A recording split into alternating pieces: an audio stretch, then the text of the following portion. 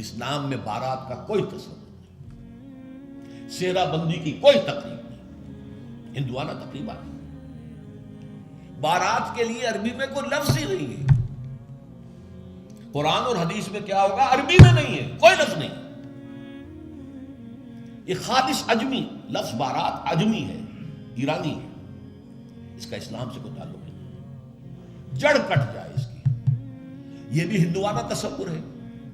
ہوتا کیا تھا، ایک گاؤں سے جا رہے ہیں، دوسرے گاؤں سے بیٹی لے کر آنی ہے، اور بیٹی کے ساتھ جہیز آنا ہے، اور راستے میں ڈاکو جو ہیں وہ لوٹ سکتے ہیں، تو یہاں سے جتھا لے کے جانا ہوگا، لہذا وہ جتھا بندی کر کے بارات جا رہی ہے۔ اب وہ جا کر جنج گھر جو بنے ہوئے ہیں وہاں پر ٹھہر رہی ہے، 2 دن 3 دن عیش کر رہے ہیں، کچھ چھرے اڑا رہے ہیں لڑکی والوں کے پیسے پر، پھر وہ مال غنیمت سے لدے پھندے واپس آ رہے ہیں، لہذا وہ جتھا حفاظت کرتا تھا۔ یہ سارا ہندوانہ تصور ہے، اسلام سے کوئی تعلق نہیں۔ تو نمبر 1 نکاح مسجد میں، نمبر 2 کوئی دعوت طعام ہی نہیں، کوئی بھی نہیں، نو انٹرٹینمنٹ واٹس ایور لڑکی والوں کی طرف سے۔ اجتماع جانبین مسجد میں، یہیں سے ڈسپرس۔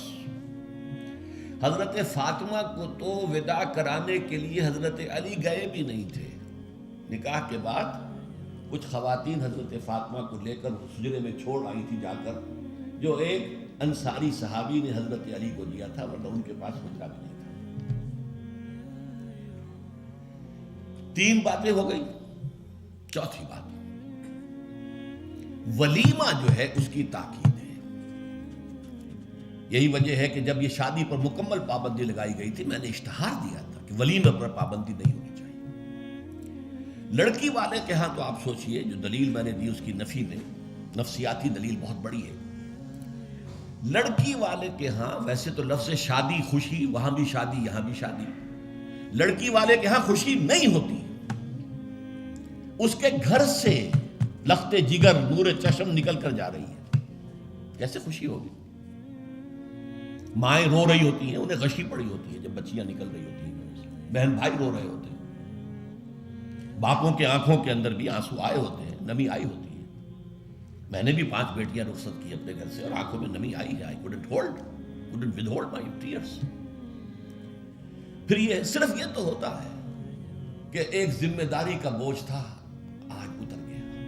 اسے آپ انگریزی میں سائی آف ریلیف کہہ سکتے ہیں، بس کوئی خوشی نہیں۔ اس کی مثال میں دیا کرتا ہوں کہ کوئی جانور اگر قربانی کے لیے 10-15 دن پہلے آپ لے لیں، وہ بکرا، کوئی مینڈھا، اور بچے اس کے ساتھ ہل جاتے ہیں، پھر کھلاتے ہیں، لے جاتے ہیں، چراتے ہیں، تو پھر وہ عید کے دن جب آپ اسے قربان کرتے ہیں تو بچے پچھاڑے کھا رہے ہوتے ہیں، رو رہے ہوتے ہیں، اتنا لاڈ اس جانور سے ہو جاتا ہے۔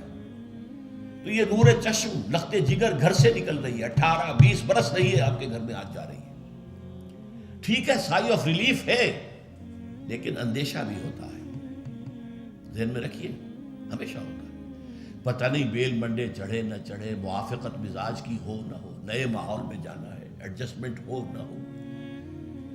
اپنی حد تک پورا اطمینان کر لیا ہے، دیکھ لیا ہے، سوچ بچار کر لیا ہے، لیکن کیا کہا جا سکتا؟ ایک بالکل یوں سمجھیے کہ ایک نیا ماحول ہے، نئی جگہ جا رہی ہے، لہذا وہ اندیشہ بھی موجود ہوتا ہے۔ لہذا واقعتاً لڑکی والوں کے ہاں خوشی کا موقع نہیں ہے، ان کے ہاتھوں مرغ پلاؤ کھانا بے غیرتی ہے۔ ہاں، لڑکے والے کے ہاں خوشی ہے، اس کا گھر آباد ہوا ہے، اور اسے حکم دیا حضور نے، اولموا ولو بشاۃ، ولیمہ ضرور کرو، چاہے تمہارے پاس ایک ہی بکری ہو۔ وہ ایک ہی بکری در حقیقت ان کے ہاں مفلسی کی سب سے بڑی شکل ہو سکتی تھی، لیکن بھیڑیں بکریاں پالنا تو ان کا پیشہ تھا، تو کسی کو ایک ہی بکری پالنا بہت ہی غریب ہے، فرمایا اسی کو ذبح کرو، کھانا کھلاؤ اپنے دوستوں کو، اپنے احباب کو، سیلیبریٹ کرو۔ سیلیبریشن تمہارے ہاں ہونی چاہیے، مرد کے ہاں، لڑکے کے ہاں۔ پھر اس میں بھی اس قدر حضور صلی اللہ علیہ وسلم کی تعلیم کے اندر دیکھیے توازن ہے۔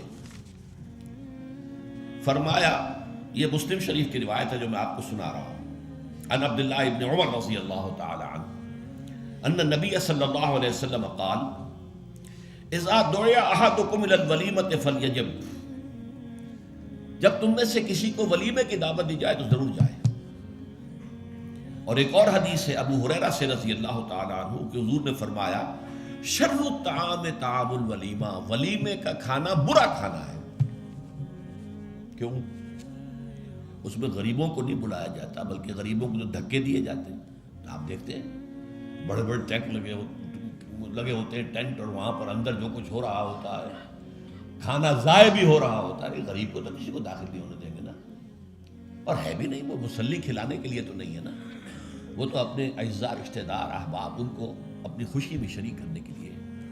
تو حضور نے فرمایا شر الطعام طعام الولیمہ، لیکن اس کے باوجود من لم یجب الدعوہ فقد عصى اللہ ورسولہ، جو شخص ولیمے کی دعوت قبول نہیں کرے گا اس نے گویا کہ اللہ اور اس کے رسول کی نافرمانی کی۔ اب آپ سوچئے، جس نبی نے ہمیں اتنی تفصیل سے ہدایت دی دعوت ولیمہ کی، اگر لڑکی والوں کے ہاں کسی دعوت کے اندر کوئی خیر ہوتا ذرہ بر، تو کیا حضور ہمیں اس سے محروم رکھتے ہیں صلی اللہ علیہ وسلم؟ تو چوتھی بات جو میں نے عرض کی کہ ولیمہ کیا جائے، ہاں البتہ ون ڈش کی پابندی لگائی جا سکتی ہے، بالکل لگائی جا سکتی ہے۔ اسراف اور تبذیر کو روکا جا سکتا ہے۔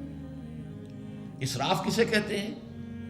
اسراف کہتے ہیں ضرورت کی جگہ پر ضرورت سے زائد خرچ کرنا۔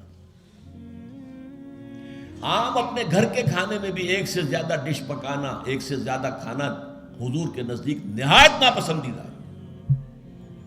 ضرورت ہے پیٹ بھرنے کی، ایک سالن روٹی سے بھی ہو جاتا ہے، آپ نے 4 4 5 5 پکا رکھے، یہ اسراف ہے۔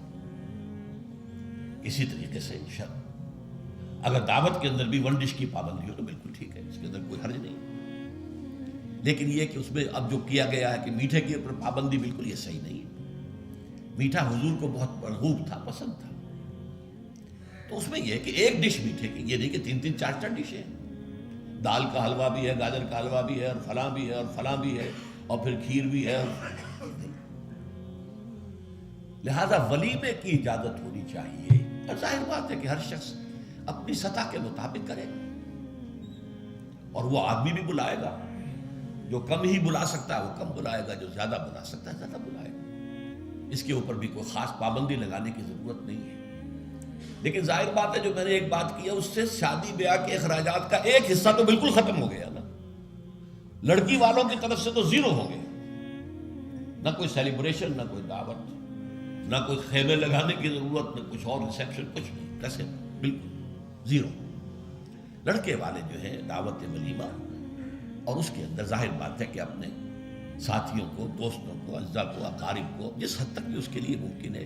اچھا یہاں تک فرمایا ہوں کہ اگر تمہارے کسی بھائی نے نکاح کیا ہو اور اس کے پاس کچھ بھی نہیں ہے تو وہ ولیمہ کر سکے، اپنے گھر سے کھانا لے جاؤ اور جا کر اس کے ہاں بیٹھ کر کھاؤ،